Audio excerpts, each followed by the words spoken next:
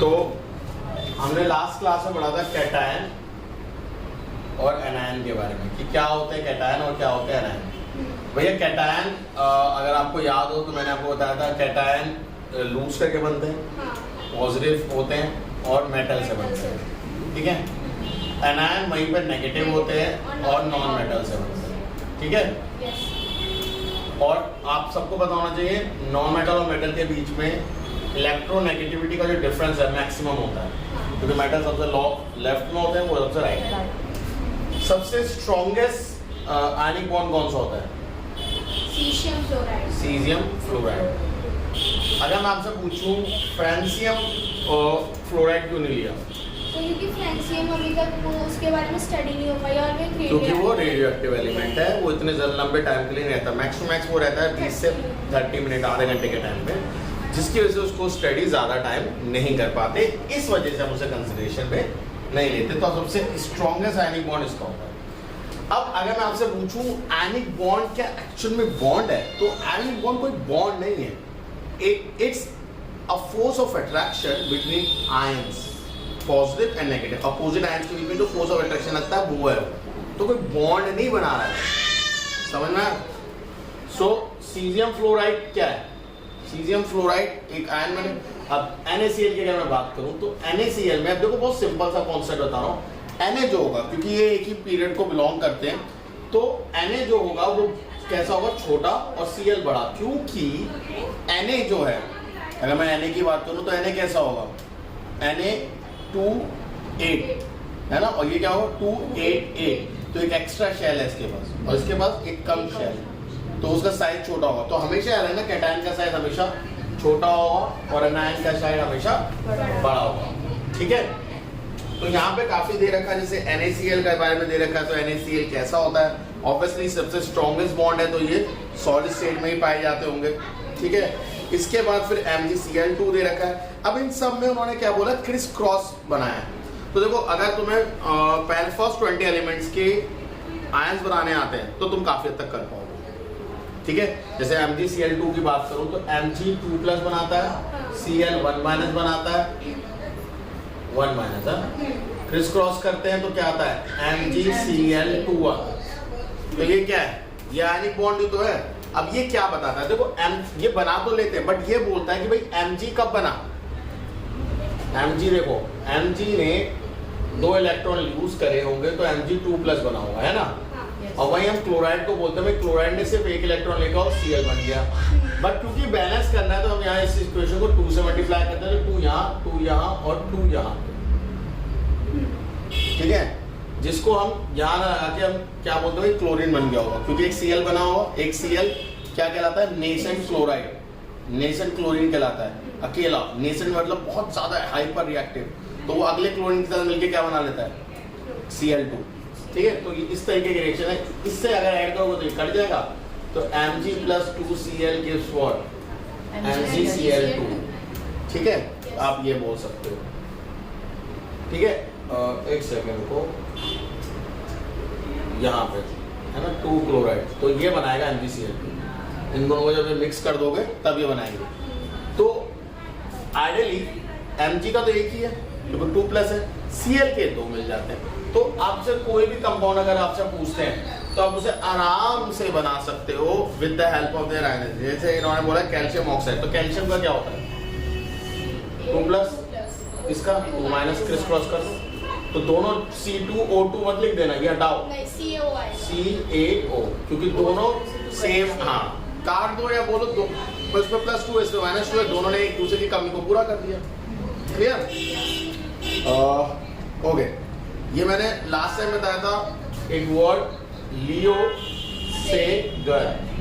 तो लियो का मतलब होता है loss of electron oxidation, gain of electron reduction. तो अब क्यों बोलते हैं? जैसे फॉर एग्जांपल Na की बात कर लेते हैं, NaCl की। तो Na ने क्या बनाया हुआ? Na ने एक इलेक्ट्रॉन लूज करा होगा और क्या बनाया हुआ? Na+। वहीं पे Cl ने एक इलेक्ट्रॉन गेन करा होगा और उसने बनाया हुआ Cl-। और क्योंकि ये दोनों मिल जाते हैं और दे फॉर्म NaCl, तो यहाँ पे क्या हुआ? उसने एक इलेक्ट्रॉन को लूज करा, विच इज कॉल्ड ऑक्सीडेशन। उसको क्या बोलते हैं? ऑक्सीडेशन। और इसी भाई साहब ने उसी वक्त पे एक इलेक्ट्रॉन को क्या करा है? गेन करा है। आपस में एक दूसरे के साथ करा हो सकता है, एक दूसरे को अर्निंग करके किसी और थर्ड पर्सन को करा वो भी हो सकता है। तो इसने इलेक्ट्रॉन लूज करवाने लिए ये फोकस है, तो ये क्या है ऑक्सीडेशन, और वहीं पे इसने इलेक्ट्रॉन को गेन करा तो ये क्या हो गया रिडक्शन। तो हम बोलेंगे क्लोरीन एटम का क्या हुआ रिडक्शन, और सोडियम एटम का क्या हुआ ऑक्सीडेशन। क्लियर है? और ये दोनों मिलके NaCl बनाया तो इसको हम बोलते हैं रेडॉक्स रिएक्शन, जहाँ पे ऑक्सीडेशन भी हो जहाँ पे रिडक्शन भी हो। ऐसी रिएक्शन को क्या बोला जाता है रेडॉक्स रिएक्शन बोला जाता है। अब सिंपल सा एक फिनोमेना देखो, आगे चल के पढ़ोगे, वैसे तो मैं अभी मैं समझा दूं। एक बंदा जो ऑक्सीडेशन होता है वो दूसरे का हमेशा रखना रिड्यूसिंग एजेंट होगा। जैसे अगर दो टीमें मैच कर रही हैं और एक टीम जीती तो एक्चुअल में वो तो विनिंग है बट वो लूजिंग एजेंट है। अगर वो जीतते नहीं तो उसको हरा नहीं पाते। सेम जो हारी वो लूज तो करी बट वो विनिंग एजेंट है, क्योंकि वो हारती नहीं तो वो जीतते हैं। क्लियर है कॉन्सेप्ट? ठीक है, अब कुछ क्वेश्चंस को एक बार देख लेते हैं। How do atom attain noble gas configuration? By losing और बाय गेनिंग इलेक्ट्रॉन और बाय शेयरिंग इलेक्ट्रॉन और by the share pair of electron, यानी तीनों पॉसिबिलिटी आपको बतानी होगी इसमें। नेक्स्ट क्वेश्चन है केमिकल बॉन्ड। पता है केमिकल बॉन्ड क्या होता है? केमिकल बॉन्ड जहाँ पे गेन करें शेयर करें कुछ भी करें। इलेक्ट्रोवैलेंट बॉन्ड जहाँ पे इलेक्ट्रॉन लूज या गेन करके they form ions and opposite ion attract each other. ठीक है, तो वहाँ पे वो बॉन्ड बनाते हैं। कोवैलेंट बॉन्ड क्या होता है? कोवैलेंट बॉन्ड क्या होता है बताओ? सर मतलब उसमें दो ही कंपार्टमेंट की शेयरिंग होती है। जब दो एटम्स आपस में इलेक्ट्रॉन को क्या करें शेयर करें तो उन्हें क्या बोलते हैं covalent. What are the conditions for the formation of electrovalent bond? There are three conditions. एक होती है कैटायन की, एक होती है एनायन की। कैटायन की कौन सी कंडीशन है? इसका लो आयनाइजेशन पोटेंशियल होना चाहिए। एग्जैक्टली, तो ये किसकी कंडीशन है? कैटायन की। एनायन की क्या कंडीशन होती है? High electron affinity. और दोनों के फेवरेबल क्या कंडीशन होती है? उन दोनों का जो होना चाहिए इलेक्ट्रोनेगेटिविटी डिफरेंस ज्यादा होना maximum. Maximum. Next, an atom X has 3 electron more than the noble gases। मतलब 3 इलेक्ट्रॉन ज्यादा है नोबल गैसेस से। That means आप वैलेंस बॉन्ड में 3 इलेक्ट्रॉन। तो ये मेटल हुआ या नॉन मेटल हुआ? मेटल। तो यानी X कुछ भी है हमें नहीं पता, वो 3 इलेक्ट्रॉन लूज करेगा और 3+ बनाएगा। इतने कंफर्म? Yes sir. ओके, वो कह रहे हैं सल्फेट बनाओ। तो सल्फेट अगर मैं आपको बता दूं SO4 2- होता है। क्रिस क्रॉस कर दो क्या बनेगा H2SO4 होल थ्राइस। क्लियर है? ये पहला। दूसरा क्या बोल रहा है? दूसरा बोल रहा है नाइट्रेट बनाओ। भैया नाइट्रेट क्या होता है? NO3- और X3+। क्रिस क्रॉस करो तो X तो अकेले रहेगा क्योंकि 1 तो कुछ नहीं करेगा। NO3 whole thrice. तीसरा फॉस्फेट। फॉस्फेट क्या होता है? PO4 माइनस PO4 -3 है। यस। और X3 तो क्या बनेगा XPO। ठीक है, 3 से 3 कैंसिल हो जाएगा, प्लस कैंसिल। 4 बताओ? कार्बोनेट। कार्बोनेट मतलब CO3- नहीं 2-। मैजिक यही होता है ना? और फिर क्रिस क्रॉस करो तो ये 2 यहाँ पे ये यहाँ पे, तो X2CO3 होल थ्राइस। चेक करो यही करा था ये कोई अलग है? यही है ना? ठीक है, ओके। हाइड्रोक्साइड पता है ना? OH3 OH- hydro oxide ion. ठीक है, इसमें X3 जब बना प्लस लोगे तो ये क्रिस क्रॉस हो जाएगा, तो XOH होल थ्राइस। कोई doubt?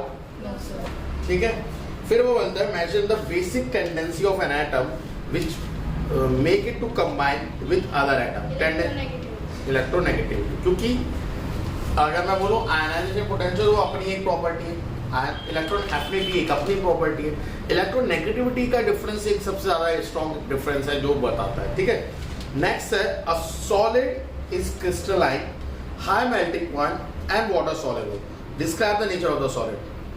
It is a electrocovalent bond या इलेक्ट्रोकोवैलेंट कंपाउंड, क्योंकि क्रिस्टलाइन है। क्रिस्टलाइन वही होता है, सॉलिड वही होता है जो स्ट्रॉन्गेस्ट बॉन्ड से बना। ठीक है, पहला तो आयनिक बॉन्ड। एक्सेप्शंस हैं, ऐसा नहीं है एक्सेप्शंस नहीं है, जैसे डायमंड हार्डेस्ट है वो कोवैलेंट बॉन्ड से बनता है। तो एक्सेप्शंस आर देयर, ठीक है। हाई मेल्टिंग पॉइंट, सब आयनिक कंपाउंड के मोस्टली आपका हाई मेल्टिंग पॉइंट पाए जाते हैं। एंड वाटर सॉल्युबल, मैंने आपको लास्ट टाइम बताया था, हम कोवैलेंट बॉन्ड भी पढ़ेंगे, तो कोवैलेंट बॉन्ड में दो कैटेगरी होती है, पोलर कोवैलेंट और नॉन पोलर। नॉन पोलर मतलब प्योर कोवैलेंट कंपाउंड कहते हैं, ठीक है। तो अभी हम पढ़ेंगे, अभी फिलहाल वाटर सॉल्वेंट सारे आयनिक कंपाउंड होते हैं। क्यों होते हैं इसका रीजन हम देखेंगे। In the formation of XY2, इसका फॉर्मेशन तो मैं इसे हटा दे रहा हूं, XY2, an atom X give 1 electron at to each Y। देखो यहाँ बहुत ध्यान से सुनो, टू ईच Y, X ने क्या करा, एक इलेक्ट्रॉन दिया, कितने Y को, 2 Y को। तो X ने कितने लूज करे, 2, क्या बना, X2 प्लस, पता चला। Yes. फिर आगे क्या है, what is the nature of the bond of XY2, बताओ। जब इलेक्ट्रॉन लूज करे तो कौन सा है, आयन। अब वो कह रहा है draw the electron dot diagram, तो पहले बताओ इसका स्ट्रक्चर बना के आप ऐसे दिखा सकते हो ना, 2 प्लस और Y में क्या होगा, 1 माइनस, क्रिस क्रॉस कर लोगे और XY2 बना लेना। बाकी इलेक्ट्रॉनिक कॉन्फ़िगरेशन भी आप देख सकते हो। हाँ, an atom has 287 electron in its shell. It combined with Y having 1 electron in outer motion. तो Y क्या करेगा, लूज करेगा, और X क्या करेगा भाई, गेन करेगा। Very good. अब फॉर्मूला खुद बना लोगे, very good, good good good. तो ये सारे क्वेश्चन सब अपने आप करना, कोई अगर डाउट होता है तो मुझसे पूछना। नेक्स्ट टॉपिक है हमारा कोवैलेंट बॉन्ड। क्या होता है बताओ भैया, कोवैलेंट बॉन्ड क्या होता है, जल्दी जल्दी बताओ। सर वही जो दो एटम के बीच में जो इलेक्ट्रॉन्स की sharing, the chemical bond that is formed between two combining atom by mutual sharing. Word याद रखना, म्यूचुअल शेयरिंग। म्यूचुअल शेयरिंग मतलब दोनों करेंगे आपस में शेयर, सेंटर में होना चाहिए। 1 और मोर पेयर ऑफ इलेक्ट्रॉन, एक भी हो सकता है, 2 भी हो सकते हैं। जैसे ऑक्सीजन के केस में 2 होते हैं, नाइट्रोजन के केस में तो 3 होते हैं, क्लोरीन में 1 ही होता है। तो डिपेंड करेगा कितने electron. Is called covalent bond. इसको क्या बोलते हैं, covalent bond. And the compound form, उसको क्या बोला था, कोवैलेंट कंपाउंड। ओके, अब इस चीज को हम थोड़ा सा पढ़ते हैं। जैसे तो कोवैलेंट बॉन्ड जो बनता है, बेसिकली बनता है जब 2 एटम आपस में शेयर करते हैं इलेक्ट्रॉन्स को, ठीक है। अब जैसे मैं एक एग्जांपल लेता हूं, अब यहाँ पे इलेक्ट्रॉन डॉट डायग्राम बहुत इंपॉर्टेंट रोल प्ले करता है। आयनिक में तो बहुत कम था, बट यहाँ पे तो बहुत हाईली इंपॉर्टेंट है। जैसे फॉर एग्जांपल क्लोरीन की बात करते हैं, तो क्लोरीन के आउटर मोस्ट में होते हैं 7, ठीक है।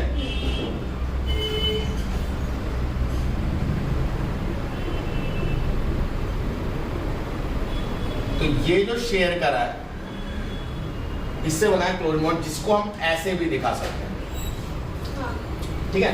इसे हम Cl2 में बोलते हैं। अब इसमें जो बच गए ये 2, इनको बोलते हैं लोन पेयर्स, ठीक है।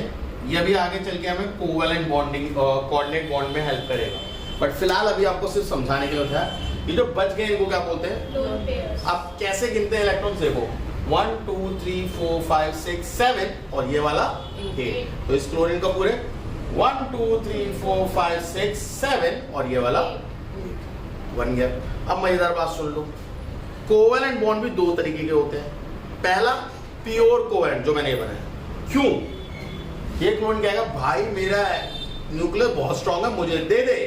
वो कह रहा तेरा भाई भी क्लोरीन है, कैसे दे दे, क्योंकि वो जितनी जोर से खींचेगा ये भी उतनी जोर से खींचेगा। अब एक और एक कंपाउंड बना के दिखा रहा हूं, कोशिश करके अलग अलग के बनाना ज्यादा बेटर है, क्योंकि आपको क्लियरली दिख पाएगा कि कौन सा एटम किसका है, ठीक है। अब इसमें लोन पेयर तो है, बट इसमें क्या है, इसका क्लोरीन का अगर हम पढ़ते हैं, उसका न्यूक्लियर बहुत स्ट्रॉन्ग है कंपैरेटिवली हाइड्रोजन। तो ये शेयर करके जो म्यूचुअली शेयर होना चाहिए था, बीच में होना चाहिए था, अच्छा तो ऐसा ही है 1 1, तो ये 2 है और ये 8 है, पर ये कुछ इस तरीके का हो जाता है।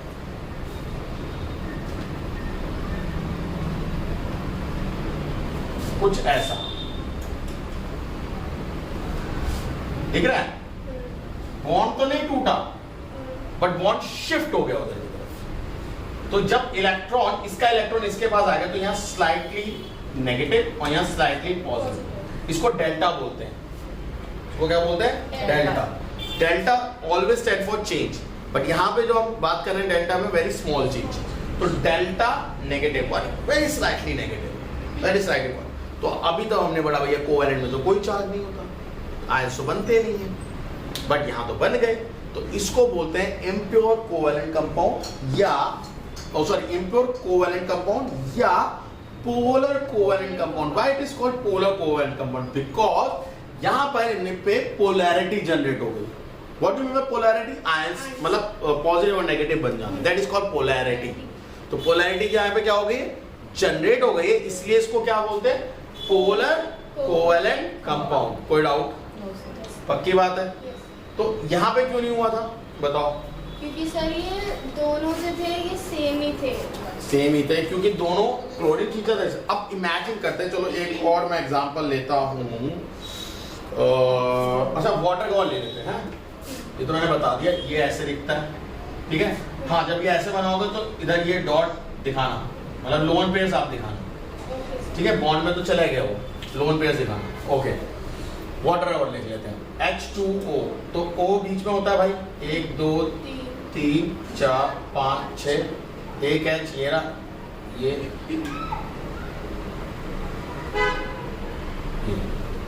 तो ये खींच लेता है, तो कुछ कुछ ऐसा दिखते हैं।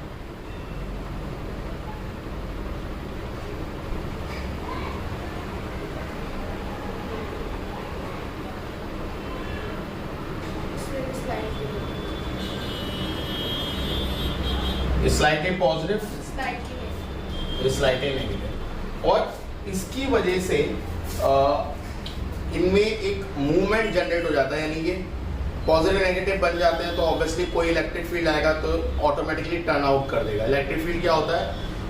जो पॉजिटिव से निकलता है नेगेटिव में जाता है, ठीक है। तो उसकी वजह से ये उसमें रिवॉल्व करेंगे या रोटेट करेंगे, उसी की वजह से हम इन्हें बोलते हैं कि इसमें क्या आ जाता है? Dipole movement. ये आगे चल के आप पढ़ोगे, ठीक है। इन्हें क्या होता है?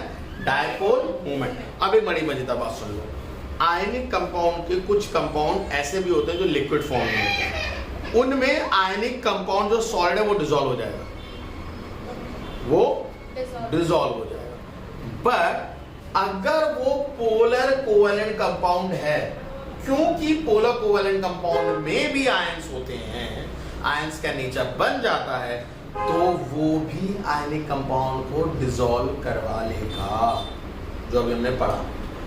अब ये क्वेश्चन था कि भाई ये कंपाउंड ऐसा कौन सा कंपाउंड है जो वाटर में डिसॉल्व हो जाए, तो आयनिक कंपाउंड आर दोस। क्योंकि अब जैसे तो क्या वाटर में कोई प्योर कोवेलेंट कंपाउंड डिसॉल्व हो जाएगा? वो किस में डिसॉल्व होगा? प्योर कोवेलेंट कंपाउंड में। ये आपको हेल्प मिलेगा ऑर्गेनिक केमिस्ट्री में जब हम पढ़ेंगे।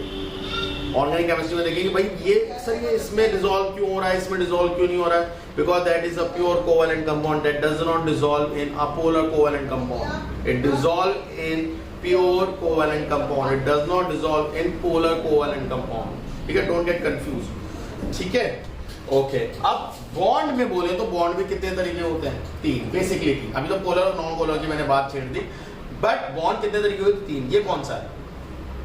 Single, single. But what about oxygen? 1 2 1 2 1 2।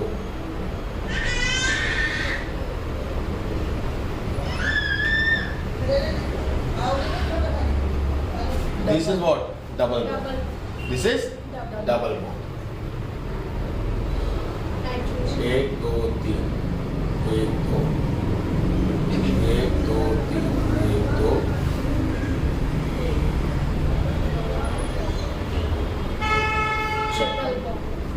इसको क्या, इसको ऐसे दिखाएं और ऑक्सीजन को 2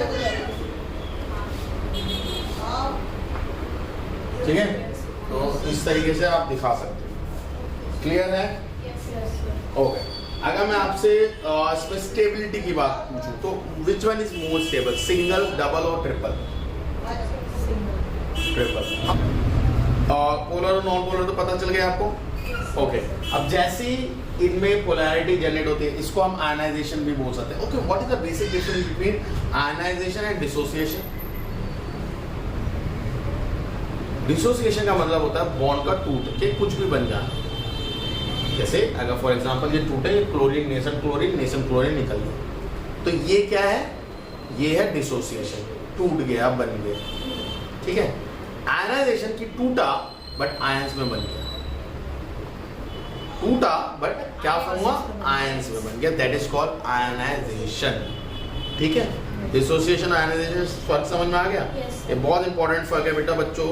अब देखो, the more electronegativity difference between the two atoms forming the bonds, which is talking about covalent bond, the more is the polar in nature. क्यों? मैंने भी बताया, अगर इलेक्ट्रोनेगेटिविटी डिफरेंस सेम होगा तो खींचेगा कैसे, कोई नहीं खींचेगा, तो पीछे बढ़ा रहेगा। बट अगर डिफरेंस हुआ और डिफरेंस बढ़ता रहा तो वो और स्ट्रॉन्गर कोवेलेंट बॉन्ड, और स्ट्रॉन्गर पोलर बॉन्ड बन जाएगा, पोलर कोवेलेंट कंपाउंड बन जाएगा। क्लियर है या नहीं? ओके। अब वो कह रहे हैं condition for forming covalent bond. तो पहली कंडीशन है बोथ एटम शुड हैव 4 और more electron in outer most shell, 4 से ज्यादा होना चाहिए, तभी तो वो शेयरिंग करेंगे, ठीक है। Both the atom should have high electronegativity, high, ये प्योर कोवेलेंट बॉन्ड की कंडीशंस बता रहे हैं। Both atom should have high electron affinity, non metals की बात ही हो रही है। Both atom should have high ionization energy, ये भी नॉन मेटल्स में ही होती है। The electronegativity difference between combination is 0 और आइदर मिनिमाइज, 0 ही होनी चाहिए, 0 अगर होगी तो फिर आयनाइजेशन बॉन्ड, कोवेलेंट बॉन्ड आराम से क्रिएट कर लेगा, ठीक है। ओके, नेक्स्ट जैसे मैं इसमें बता सकता हूँ, हाइड्रोजन का पता है, हाइड्रोजन बना लोगे ना अपने आप, हाइड्रोजन का सिंगल बॉन्ड बनाना है। क्लोरीन मैंने बना दी, दैट इज नॉन पोलर, ठीक है। ओके, अब इसके बाद एक जो बहुत इंपॉर्टेंट है, मुझे आगे चल के यूज ही बनेगा, अमोनिया। क्या होता है? NH3।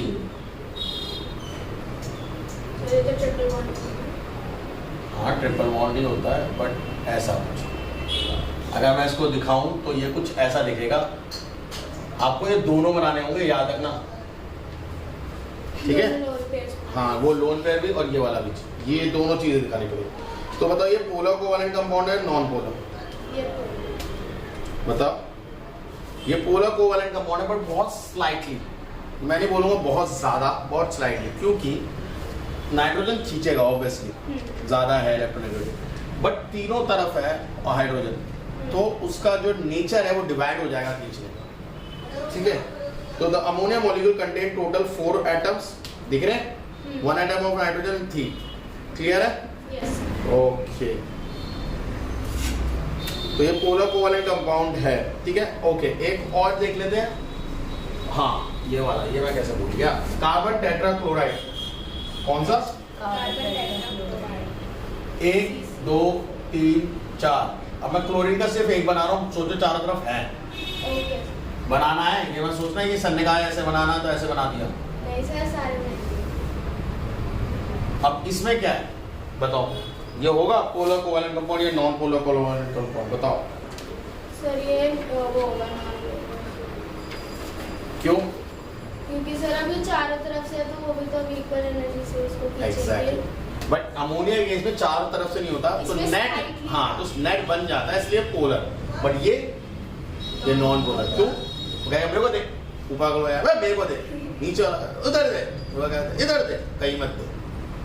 तो नॉन पोलर, ये पोलर, क्योंकि ये बैलेंस नहीं कर पाता। अच्छा, एक मजेदार बात बताता हूँ, पोलर की वजह से क्या होता है? पोलर की वजह से एक चीज होती है जो मोस्ट प्रॉब्लम मैं उम्मीद करता हूँ शायद आपके टीचर्स ने बताई होगी।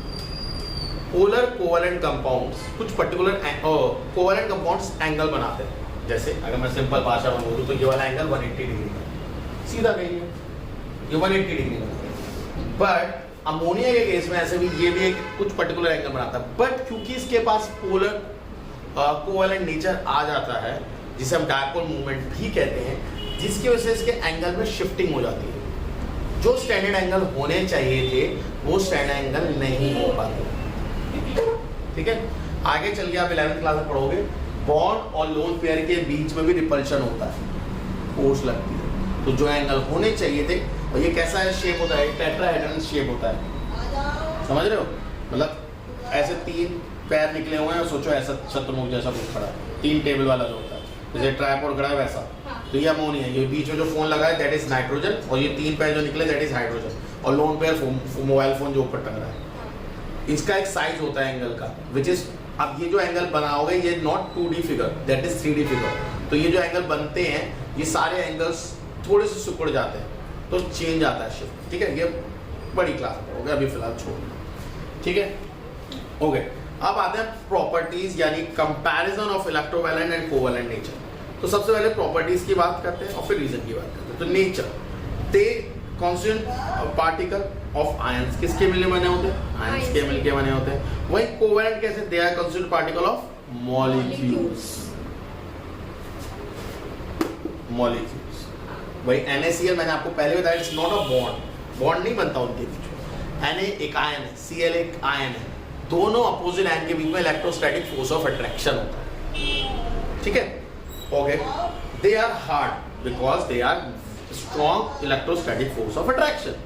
And covalent bond, they are gases, liquid and slightly soft in solid. Obviously exceptions are also there.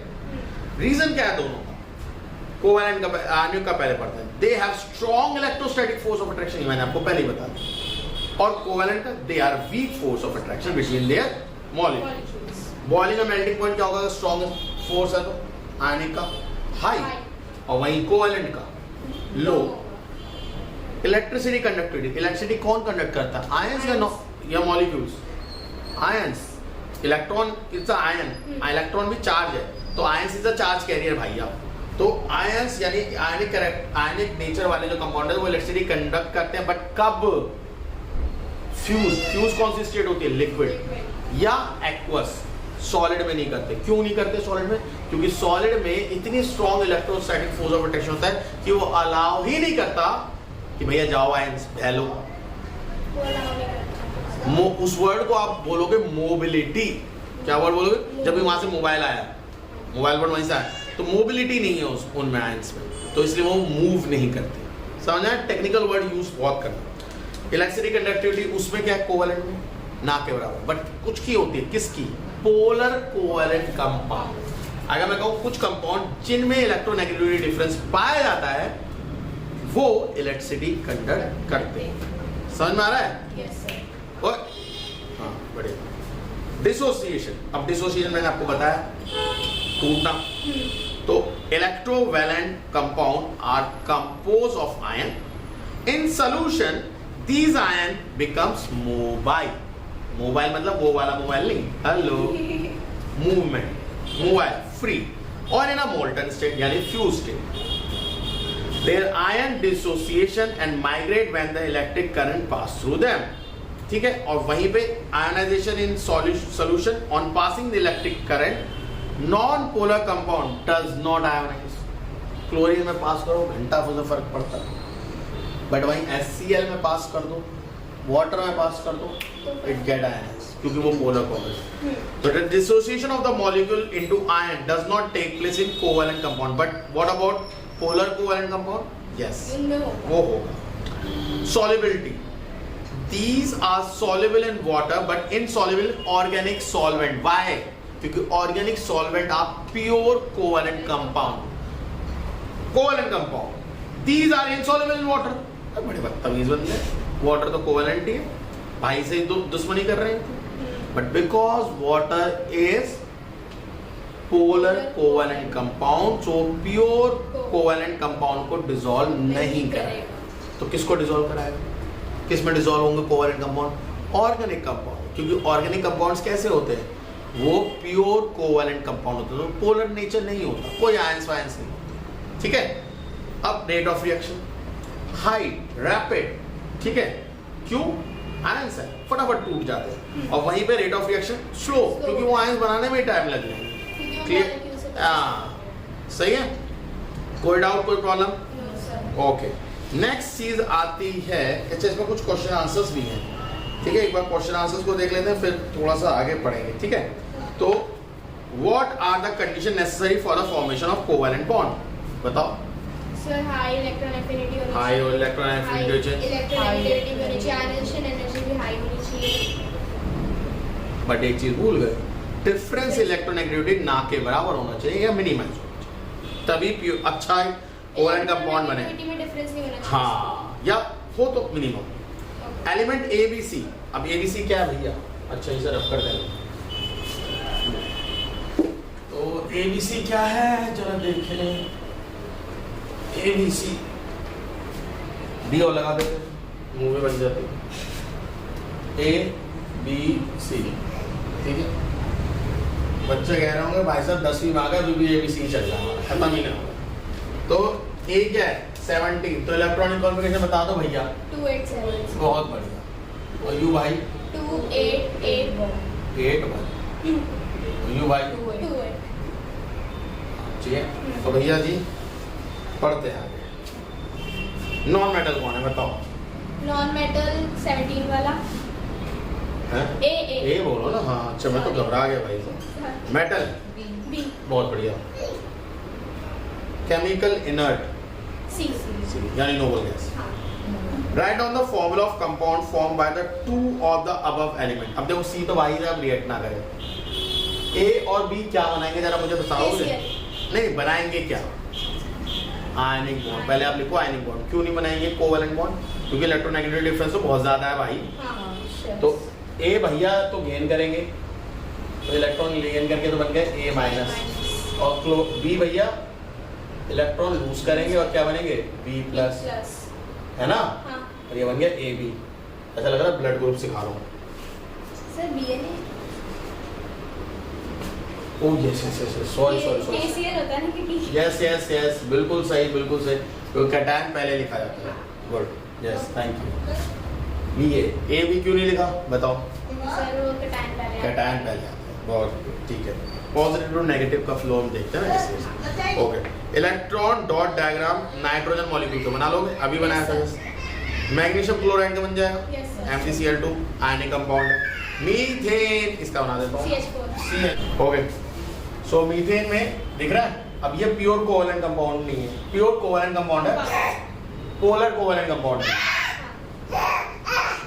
ये ना पढ़ाने इवो अभी बैठ जाओ। इवो इधर देखो, पोलर कोवेलेंट कंपाउंड समझ आया? Okay.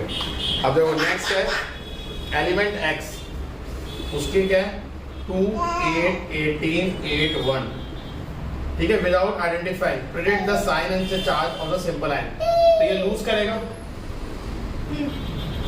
Right. If X will be oxidizing agent और रिड्यूसिंग एजेंट, एक्स जो है वो हमारा लूज कर रहा है हाँ। तो वो खुद ऑक्सीडेशन होगा ना, वो खुद ऑक्सीडेशन होगा तो वो रिड्यूसिंग एजेंट। क्लियर है? ओके। तो इसमें से करना जो नहीं है पूछना। लास्ट बचता है कोऑर्डिनेट बॉन्ड, ये हम लोग कल करेंगे और इसे खत्म करेंगे, ठीक है। कुछ और क्वेश्चंस रह गए हैं वो कल डिस्कस कर लेंगे बच्चे हो, और फिर कोऑर्डिनेट बॉन्ड करा के खत्म, ठीक है। छोटा सा चैप्टर है, ज्यादा बड़ा चैप्टर नहीं है, पर छोटे की वजह से ये बस सोचना है ये स्कोरिंग नहीं है। 10 मार्क्स का आता है ये चैप्टर बोर्ड में, छोटा चैप्टर है, स्कोरिंग है। वहीं पे एसिड बेस सॉल्ट बहुत बड़ा चैप्टर है, 7 से 10 मार्क्स की वेटेज उसकी भी है, और बहुत सारा कुछ याद करने को, तो कंपैरेटिव उसके ये ज़्यादा है। और इससे भी बड़ा महान मस्त चैप्टर तो चैप्टर नंबर 4 है एनालिटिकल। गिनती की 6 और 6 8 और 2 3 ऊपर नीचे 6 6 12 और 2 3 और ऊपर मान लो, मतलब 15 रिएक्शन याद करो, 10 मार्क्स पूरे ले जाओ। उससे तो इजी चैप्टर नहीं है भाई। हाँ बस कलर कोडिंग याद रखना और रिएक्शंस, ठीक है। फिलहाल